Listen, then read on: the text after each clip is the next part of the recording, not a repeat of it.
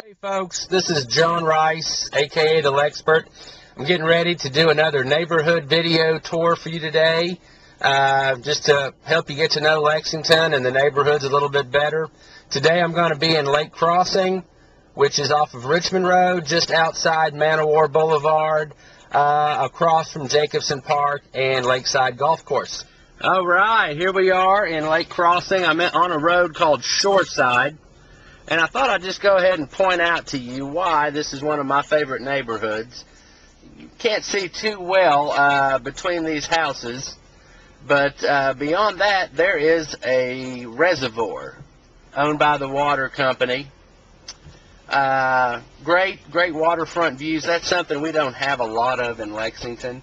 I think when I get up here to this next turn, you'll be able to actually see a little bit of the water.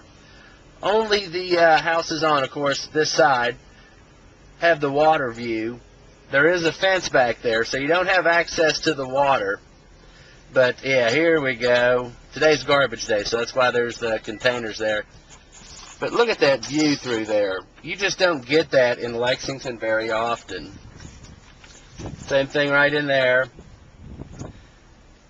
Lots of trees too. Okay, well, I'll go ahead and get started. This neighborhood was developed by Ball Homes about the mid-90s. According to the PVA, there are 116 houses out here. Most of them seem to be in the 1,600 to 2,200 square foot range. Very few of them have basements. I've probably been in about 8 or 10 of them out here. Most of them do fall like in the 17 to 1,800 square foot range.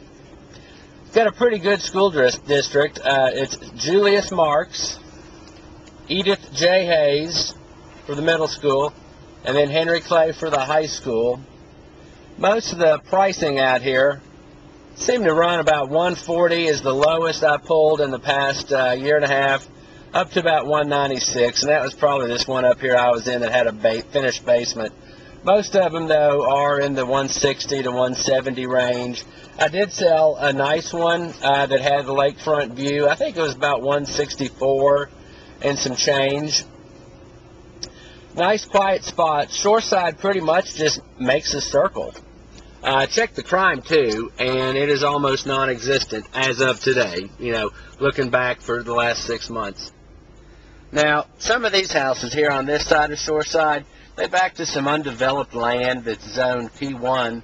I'd be a little concerned what's eventually going to go in there. So, don't know if I'd pick one of those, even though it's nice to just have nothing behind you right now. I guess the only real negative that I see for this neighborhood is these apartments right here. Right now they're really nice. They're kind of upscale. But, you know, all apartment complexes go through cycles. As these grow older and whatever corporation owns this big complex, as they let the maintenance slack and don't update the finishes, you know, eventually they'll be a little cheaper than they are now.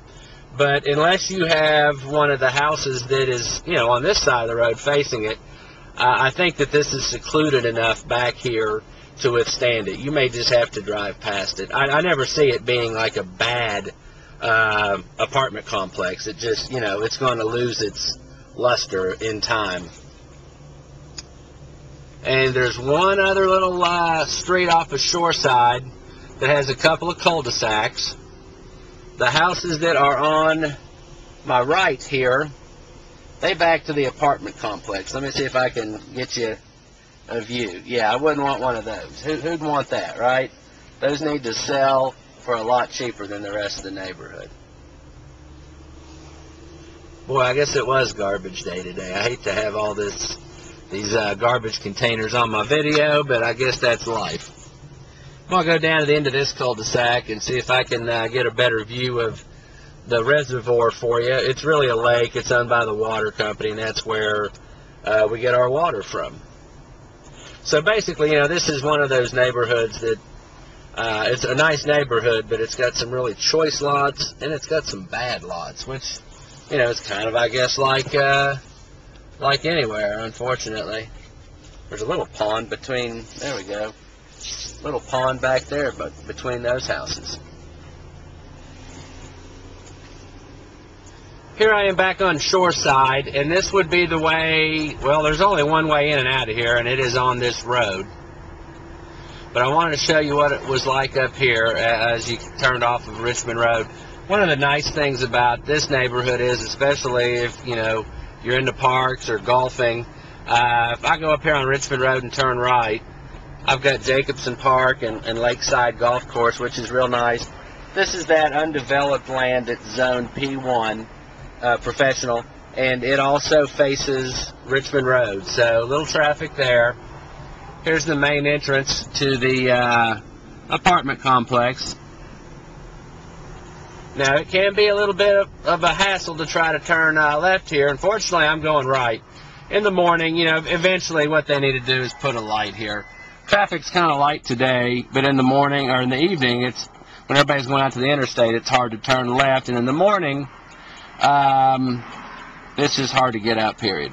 But anyway, great neighborhood, one of my favorites, especially because of the water view. Good location, good schools, nice lots, affordable price, and I think it's going to stand out in value. Anyway, that is it. Hope you've enjoyed it.